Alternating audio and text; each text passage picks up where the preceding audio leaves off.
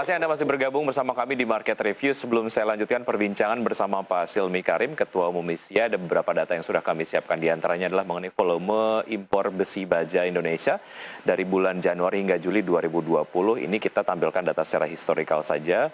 Nanti mungkin jika ada data update, Pak Silmi bisa sampaikan. Untuk year to date hingga Juli 2019 berada di level seperti yang Anda sampaikan, lihat di layar televisi Anda, di 5.353, sementara di bulan Juli 2020 di 3.960. Ini kemudian terjadi penurunan volume impor.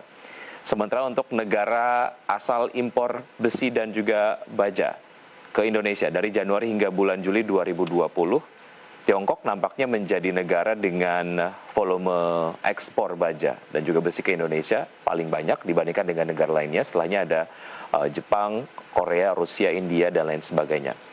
Kemudian untuk komposisi impor besi dan baja dari Januari hingga Juli tahun 2020, terdiri dari stainless, kemudian coated sheet, ada pipe and tube, ada long product, flat product, kemudian semi-finished. Terkait dengan data volume impornya, Pak Silmi, secara kumulatif full di tahun 2020 seperti apa trennya jika dibandingkan dengan 2019? Mungkin ada datanya terkait dengan ini. Penurunannya itu 34% di tahun 2020. Baik. Jadi ini bagus sekali, kan ke 50% udah dekat. Ya, jadi semakin hari, semakin transparan kinerja daripada semua organisasi, institusi, termasuk pemerintah. Jadi kalau misalnya kita lihat terjadi penurunan impor, artinya itu kinerja juga bagi Kementerian Perdagangan dan Kementerian Perindustrian. Jadi saya sangat setuju sekali dan mendukung rencana Kementerian Perindustrian dan Perdagangan untuk menurunkan impor 50% di tahun 2021. Itu kan ukuran yang bisa dilihat nanti realisasinya di akhir tahun. Dan kita selaku pelaku industri siap, gitu. Jangan sampai kan suka ada distorsi informasi menyampaikan pasokan tidak siap, itu bohong, tidak benar itu.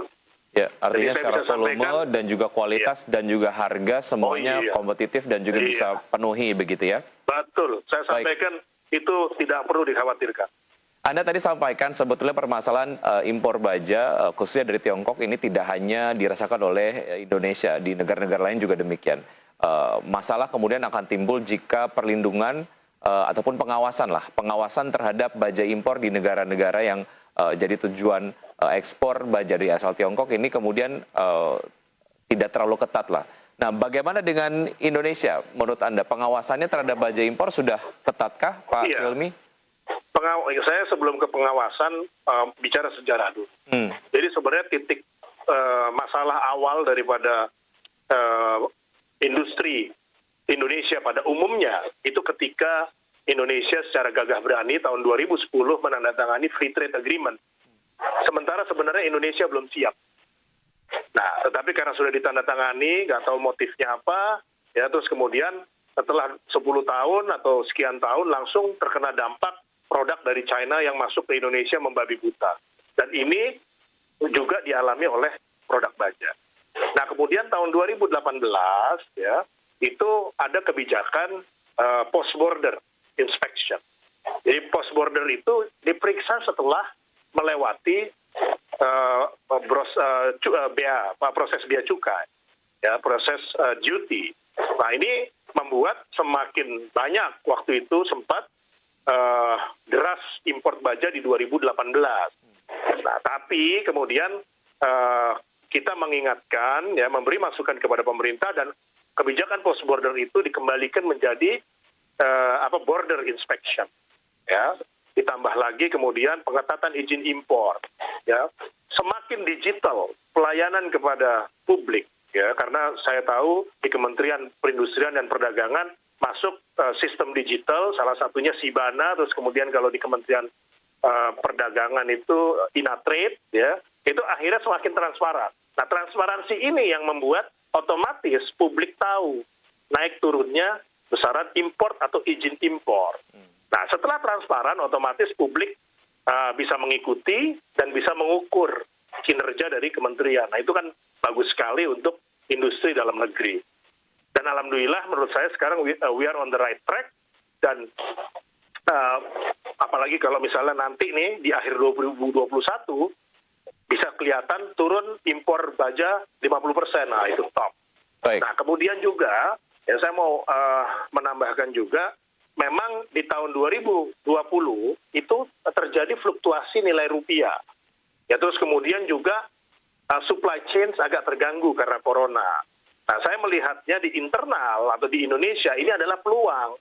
Ya, karena di luar negeri itu terjadi shortage. Nah, kita harus optimal, tentu dengan mengedepankan semangat kehati-hatian karena protokol COVID harus diterapkan secara ketat. Ya. Dan alhamdulillah itu malah meningkatkan sales Krakatau Steel secara tonase di tahun 2020 sebesar 20%. Dan saya cek di beberapa industri, ya itu juga mengalami perbaikan. Nah, ini yang menurut saya hal yang baik atau awan cerah bagi industri baja nasional. Baik, sejauh mana safeguard menjadi sebuah mekanisme perlindungan yang cukup ideal lah beberapa waktu yang lalu diterapkan di industri baja nasional, Pak Silmi? Iya, safeguard ini penting. Ya, penting melindungi, ya. Bahkan ini ada satu safeguard yang sudah mau harusnya diperpanjang dalam waktu dekat. Ini sedang dalam proses. Semoga institusi yang berwenang dalam menerapkan safeguard itu bisa melaksanakan ini dengan sebaik-baiknya. Itu khususnya untuk baja konstruksi WF dan section. Ya, ini kan sangat erat hubungannya dengan produk-produk yang berhubungan dengan konstruksi. Saya tentunya sebagai ketua Asosiasi Besi dan Baja Indonesia mengharapkan safeguard ini bisa diterapkan, ya, diperpanjang. Ya. Negara lain sudah melakukan ekstra ketat dalam melindungi industrinya. Baik. Ini masalah hidup dan mati juga industri dalam negeri. Memang ini khusus safeguard produk tertentu. Baik, Pak Silmi, KSPI sampaikan bahwa akan ada ancaman terkait dengan PHK massal jika kemudian safeguard ini tidak diperpanjang. Dari point of view Anda, benarkah ini akan terjadi jika safeguard tidak segera diberlakukan lagi? Saya rasa itu menjadi satu hal yang patut diwaspadai, khususnya dalam hal kondisi COVID seperti ini. Ya, jadi konsekuensi PHK jelas. Kalau kita tidak bisa menciptakan satu mekanisme pasar baja yang sehat, ya itu bagaimana misalnya industri dalam negeri itu bisa bersaing, ya kan, hal-hal seperti itu kan mesti menjadi perhatian, sehingga wajar jika konfederasi serikat pekerja, ya metal, ya kalau nggak salah tadi itu menyampaikan akan ada PHK massal. Itu merupakan satu ancaman serius dan kita harus sama-sama mensupport agar safeguard itu bisa diberlakukan, khususnya untuk besi dan baja produksi dalam negeri, supaya tidak masuk banjir. Ya, sejauh mana ini concern tersebut disampaikan kepada pemerintah dan feedbacknya seperti apa? Dan sejauh mana ini menjadi sebuah urgensi lah untuk akhirnya pemerintah segera mengeluarkan safeguard? Ini jangan sampai terlambat, karena safeguard itu ada waktu-waktunya. Ya, jadi mudah-mudahan teman-teman di pengambil kebijakan bisa segera merespon, ya.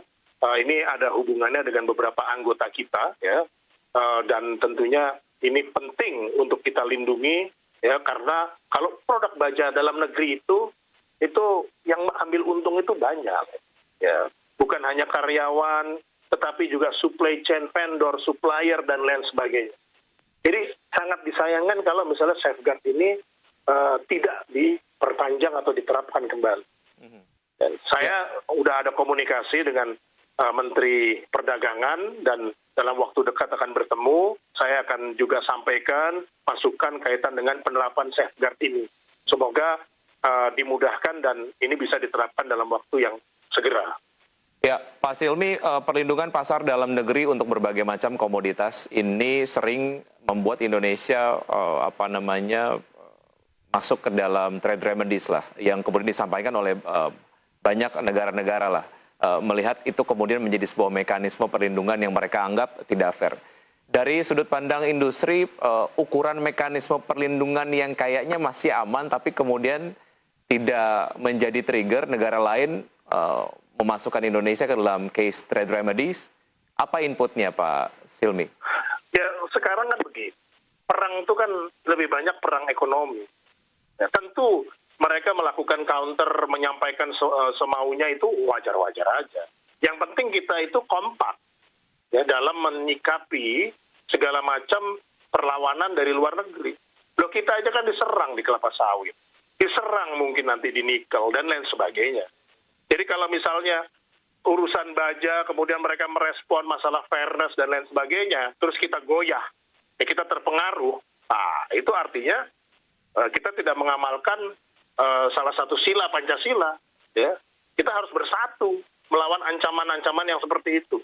Ya, dan ini juga musuhnya juga ada di dalam negeri juga. Gitu. Salah satunya pengimpor. Oke. Ya, jadi menurut saya ini harus dilakukan dan kita nggak perlu peduli dengan omongan di luar negeri, masalah fairness dan lain sebagainya. Kita banyak kok buktinya bahwa mereka lebih tidak fairness. Jadi nggak usah khawatir, kita firm aja. Baik. Gitu. Kalau firm, mereka juga akan takut. Masa kita dengan duit Indonesia yang ngambil orang luar negeri? Kan sayang. Gitu. Karena Kita Indonesia tidak cari perlindungan yang membabi buta tanpa dasar. Kita cuma minta perlindungan untuk fair. Kalau tidak fair, bagaimana mau menang? Dan kalau kita tidak minta berlindung kepada kita sendiri, ya memperkuat barisan kita. Baik, nampaknya hubungan audio saya dengan Pak Silmi terputus. Nanti saya akan lanjutkan usai jeda berikut ini. Pemirsa tetap di Market Review, saja kami akan segera kembali.